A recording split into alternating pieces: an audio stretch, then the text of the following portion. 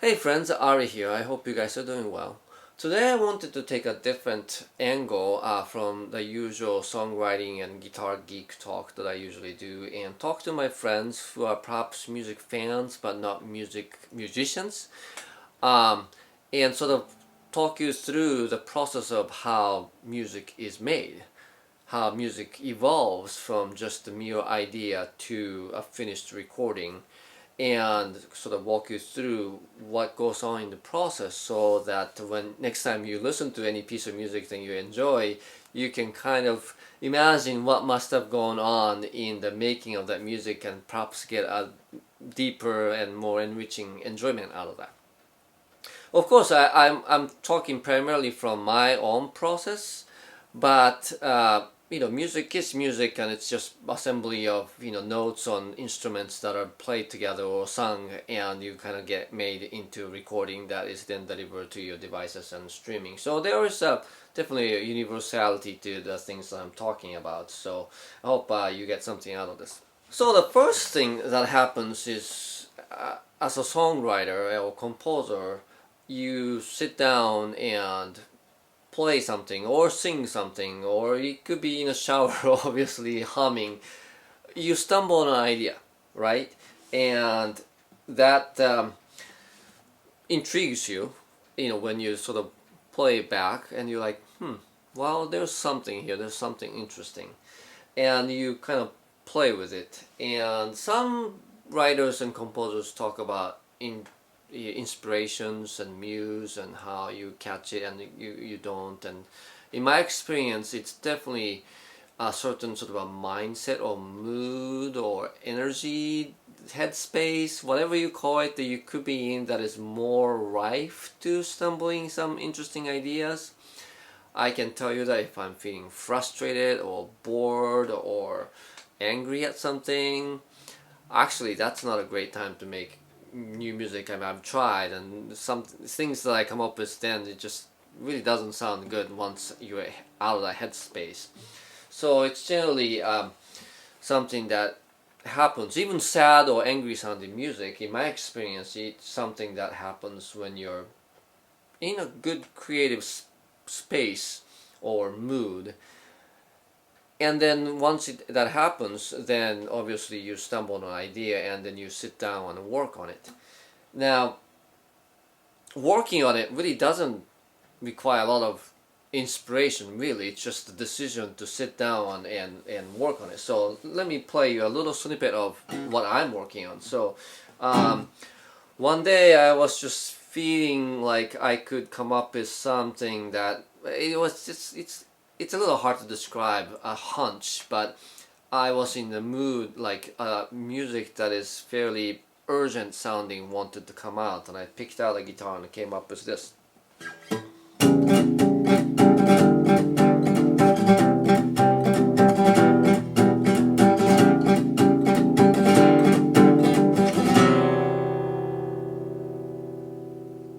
So that's interesting, right? That has a certain sound to it, and then when I sit and play it, I'm like, I get a certain mood or a certain attitude from this music, and then the question I ask is, okay, so what else does this piece of music need, right? That sounds more like a verse than a chorus.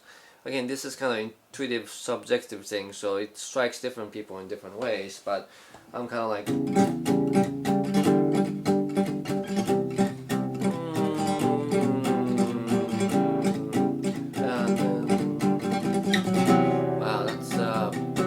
unstable place. He wants to go somewhere. Where does he want to go?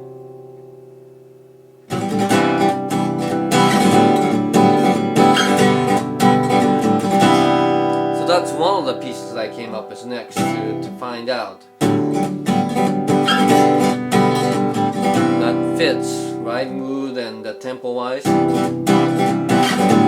then I was like, okay, so I can do that, maybe few times, but like, what do I do from there? I needed some kind of resolution, like something that riff by itself wanted to kind of keep repeating itself. So I was like, wait, no, I mean, at some point I need to transition out of that into some different section. And then I was like, well, what chord will work?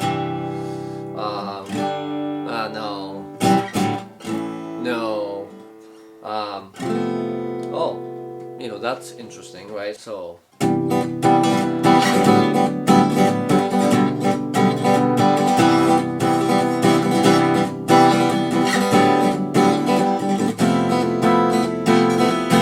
then I was like, wow, okay, that really sounds to like the music is opening up to a new development. And from there I went to Discord and so on and so forth.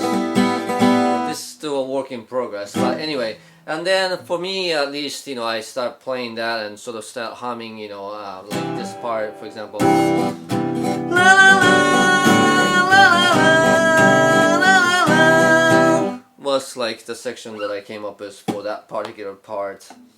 The music kind of evolves from just like a single riff or single idea by asking the question, okay, what else does it need? Where does it want to go, right? And sort of start fitting out the idea, and that can take a while. I've worked on this particular piece of music for probably about 3-4 hours by now.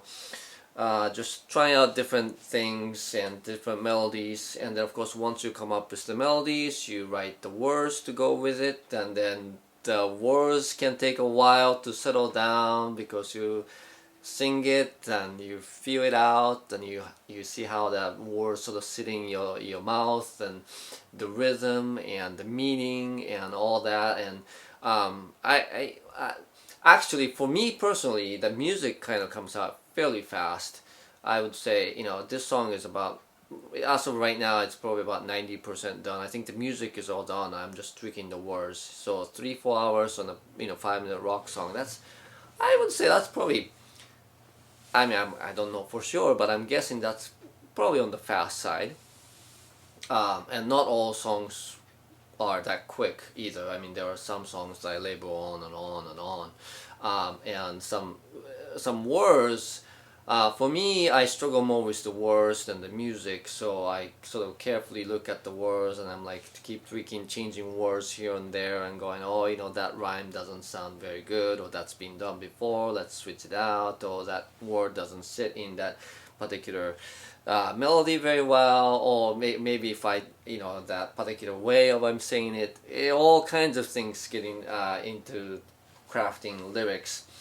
So I think this song might still need some more work, but anyway, so the idea of music grows from initial inception into a complete song until when the songwriter decides, okay, I feel like I have the beginning, middle, and the end, and I get the song to a point where I'm like, I don't think the song needs anything else. It feels done. So that is like the songwriting part of the creative process. It's kind of like writing a script or writing the outline of a story, kind of. And in my opinion, it's critically important, obviously, that the song be written right.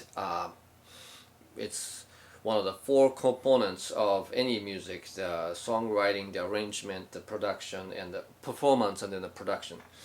And so we just went through the songwriting part of it. And then as far as the arranging is concerned, of course, if I was developing this with a band, I would bring it to the band, and they will take my basic idea, and they might start playing along and start adding parts, and they'll start learning chords and start learning where the melody is or where the guitar part is and what their instrument is, and they start adding it. I'm mostly working by myself for right now. So what I do next is to actually record sort of the whole song against a sort of a metronome onto a computer. And this has been done for a few decades now, since the 60s. But in old days, they used to have these tape machines, and the tape machines had a number of what we call tracks, and it's kind of like having different tape machines that are synchronized to go at the same time, right? So that if you play one part to it, you can play back the recorded part, and then you can record another track to the next track, and that would be, every time you play it, they will play perfectly in sync. Of course, in the modern days, we can do that all in the computer, But the idea stays the same, is that you record one part and you record the next part playing along to it. And so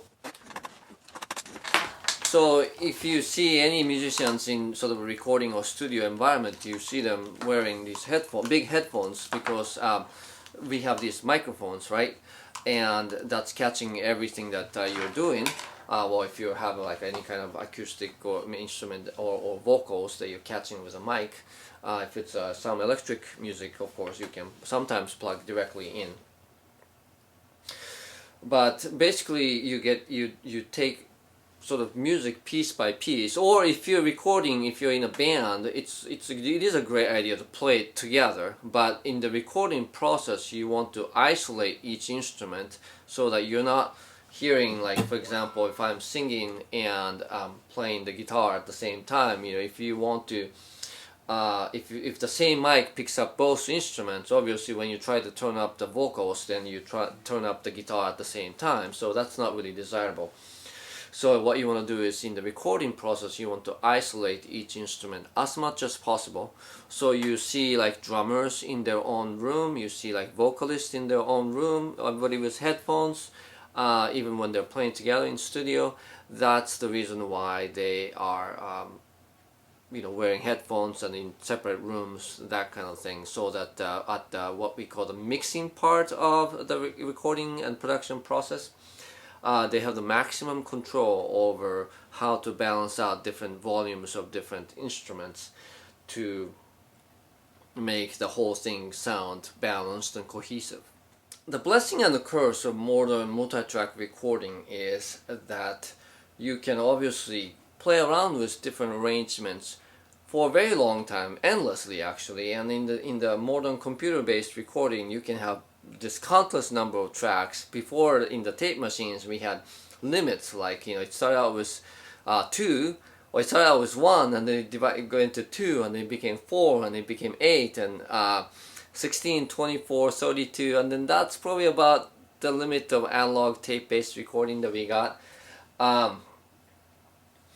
In computer, the computer is powerful now, so you can have infinite number of tracks, and that could be basically a creative pit for musicians and arrangers and producers to infinitely, endlessly experiment and tweak and keep adding things. And in my opinion, actually, limitation is more creatively liberating than complete freedom to be able to do everything.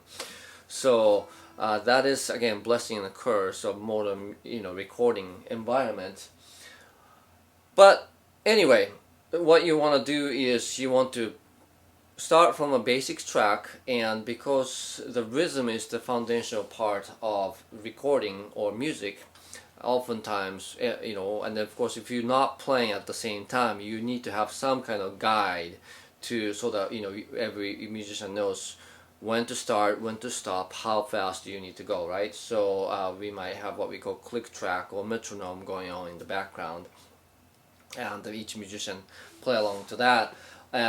Or if you have a drummer or any kind of rhythm instrument, that's usually the most often the first one to get recorded, because that's like the foundation of the music, and then everybody else kind of start playing on top of that. So it kind of starts from the bottom up, really, from the drums, and then basically in terms of rock music, the bass and the rhythm guitar, and then the vocals and the guitars and keyboards and kind of stuff kind of come later. And you play it, you listen to it, you tweak the arrangements, you tweak the sounds, production, and you just kind of keep working on it. Again, the same question applies in terms of, okay, what does this song need? Right? Does it need additional vocal harmonies? Does it need a lead guitar? Does it need woodwinds? What does the song need? And you just keep working on sort of fitting out the sounds of the music until you feel that, yeah, I think we have what the song needs. And after everything is arranged and recorded, then you get into what we call mixing. And mixing is, again, I touched on the point a little earlier, the process of balancing out different parts, instruments, so that they sound very cohesive and they sound like they belong together.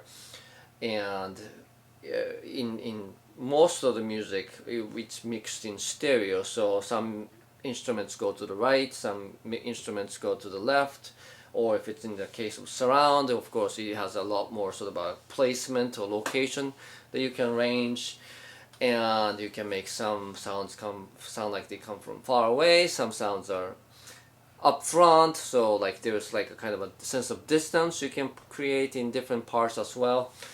All these things are sort of mixing, and mixing is an art and craft in itself, very different from just writing and recording and arranging and performing music. And then after it's mixed, where again you keep asking, okay, so what does the song need? Does it need to have the lead vocal louder? Does it need to have the drums turned down a little bit? Does it need more sort of a low end or bass sounds, or does it need more top end? That sort of thing. After it's all mixed, then there's one final processing called mastering. And mastering is a process where they make the final balance tweaks, especially when it comes to like album or EP, where there are a few pieces of music that's strung together to create a cohesive whole. If you just mix it, sometimes those, like one song to the next, the sound is so different, because when you're mixing, you're just focused on just one song at a time. So when you listen to, sort of them in sequencing is what happens at the mastering. You listen to it in a sequence, and you make the final adjustments in terms of the overall volume and the sound, and make sure that you don't have like one song where the vocals are really up front and another song the vocals are super far away. It just doesn't, so that it doesn't create a jarring experience. It can kind of seem like a cohesive whole. And also the mastering is a process in which they again make some very, very small tweaks to how the whole thing sounds, so that they sound good in many different situations, from your phone speaker, which is really hard to make anything sound good in your phone's tiny speakers, but like car stereos, home theater, computer speakers, all those things. The mastering is a process to make sure that all the mixes sound as good as they can be within reason, in all the situations. And then finally, so the tracks are mastered, and then at least in English-speaking world, we have the luxury of having services that are geared toward independent musicians, where you can sort of upload the final master recording, and they'll distribute it to all the different streaming services. And then that's how the music gets delivered, and then they also serve as the collection services. So when you listen to music on your streaming services, then they collect a fee for that from the streaming services, and then it eventually trickles back to the musicians or the artists. So that's kind of like the overall process, music making production process, from the idea to the finished version that you can listen to. And as you can imagine, I went through it pretty fast, but it's very high level, and hours and hours and hours of work go into each of those steps. Even like the final uploading part too, I was just looking at it, because I'm looking at releasing some songs into the streaming, and you have to make sure that you get the right version uploaded with the right cover, and make sure that the names are spelled correctly. And it doesn't happen magically. Every step is a labor of love. So I hope that gives you some understanding of the labor of love that goes into the music that you listen to. And I myself, as the consumer of the music, obviously when I listen to it, I don't think much of it, right? I mean, it goes by you in 3 minutes or 5 minutes or whatever, and you're like, right? But everything that you're hearing went through very careful, deliberate, belabored decisions to have it be exactly the way that you hear. This is something that I do, obviously, without being asked to or being demanded to, right? But that being said, obviously there's a lot of work that goes into creating a recorded piece of music that you can listen to and enjoy, and you showing appreciation by saying thanks or good job or I like how this sounds is always very appreciated. Okay, so that's all I have for you today. Thanks again for watching. I'll see you next time.